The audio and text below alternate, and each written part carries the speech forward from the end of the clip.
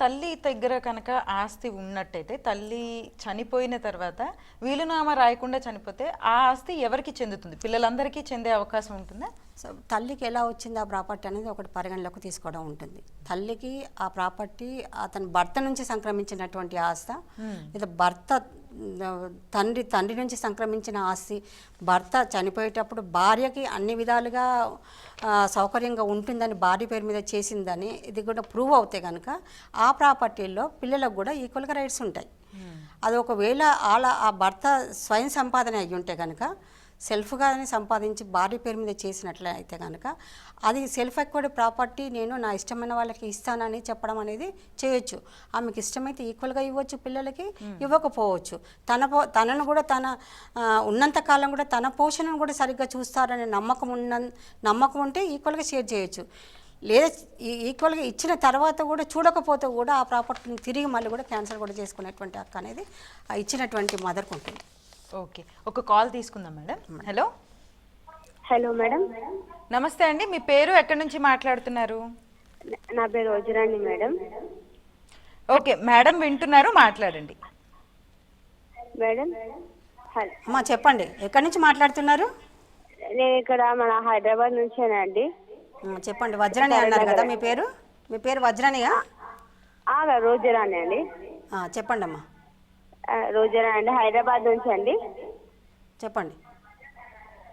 టీవీకి దూరంగా వచ్చి మాట్లాడండి. చెప్పండి అమ్మా, మీ సమస్య ఏంటో చెప్పండి. ఏంటి మా మామయ్య అండి ఇట్లా 5 years బ్యాక్ చనిపోయాడండి. 5 years బ్యాక్ అంతకుముందు ఆయన బతికినప్పుడు వీలునామా అవి రాశాడండి. అయితే వీళ్ళు ఏం రాయలేని చెప్తారు మా మరిది వాళ్ళు. ఆయన 2వ సంతానము, ఫస్ట్ మా బావగారు.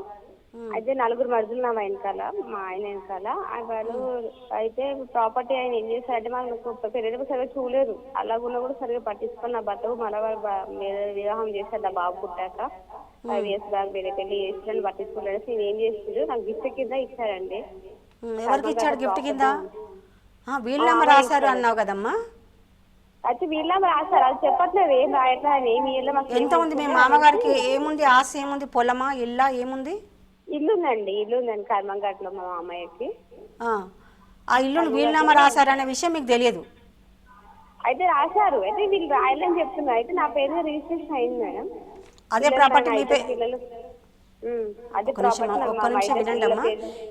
ఒక్క నిమిషం వినండి. ఇప్పుడు మీ మామగారు ఏదైతే ఇల్లు అన్న ప్రాపర్టీ గిఫ్ట్ చేశారంటున్నారు, వీలునామా రాశారంటున్నారు, ఏది కరెక్ట్ ఇందులో? మళ్ళీ మీకు చేశామని చెప్తున్నారు.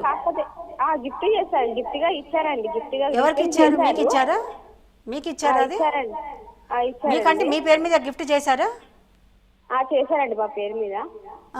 ఎంతమంది మీ బావల మరుదులు వాళ్ళకి ఎవరికి కాకుండా మీకు ఒక్కరికే చేసేసారా? ఎందుకంటే నన్ను పట్టించుకోరండి. లక్ష కట్నం తీసుకొచ్చాను. అయితే ఇక అన్నిటి మీద నాకు హక్కు ఉంది.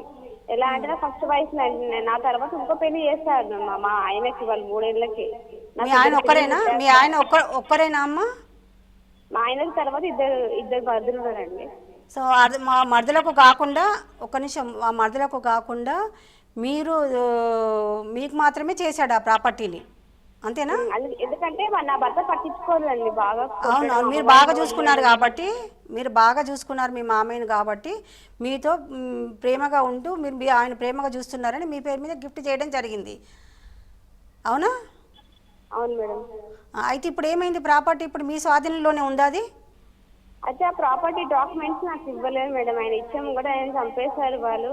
అది డాక్యుమెంట్స్ లేక ఇప్పుడు ప్రాబ్లం ఉన్నాం మేడం. ఇప్పుడు మీ కర్మన్ఘట్టిలో ఉన్నటువంటి ప్రాపర్టీ మీ పేరు మీద చేసిన తర్వాత ఒరిజినల్ డాక్యుమెంట్స్ వచ్చేసి మీకు ఇవ్వలేదు. దానికి సంబంధించి మీరు అక్కడ కర్మన్ఘట్లో ఉన్నటువంటి సబ్ రిజిస్ట్రార్కి వెళ్తే ఆ ప్రాపర్టీ ఈసీలో తెలుస్తుందమ్మా. అది మీరు కావాలంటే ఇంకోటి కూడా ఈ డాక్యుమెంట్ ఇట్లా మిస్ప్లేస్ అయిపోయింది అని చెప్పేసి కూడా పోలీస్ స్టేషన్లో కంప్లైంట్ ఇచ్చి మీరు ఇంకొక డూప్లికేట్ డాక్యుమెంట్ కూడా తెచ్చుకోవచ్చు, ఒరిజినల్ డాక్యుమెంట్ పోయింది అని చెప్పేసి. అది అలాగే ఈసీ కూడా అప్లై చేస్తే ఆ ప్రాపర్టీలో ఇప్పుడు మీ పేరు ఉన్నట్లయితే ఆ ప్రాపర్టీ ఇంకా మీరే మీ స్వాధీనంలోనే ఉన్నట్టుగా మీ పొజిషన్లోనే ఉన్నట్టుగా కూడా భావించవచ్చు. మీరు వెళ్ళి అక్కడ మీ దగ్గరలో కర్మన్ఘట్ అంటే sub register office Saroor Nagar అనుకుంటాను, అక్కడికి వెళ్ళేసి ఒకసారి మీరు ఈసీ అప్లై చేయండి. దాంతోపాటు ఒరిజినల్ డాక్యుమెంట్స్ లేదంటున్నారు కదా మీ దగ్గర, ఆ డాక్యుమెంట్ కోసం కూడా డూప్లికేట్ కావాలని కూడా అప్లికేషన్ పెట్టండి.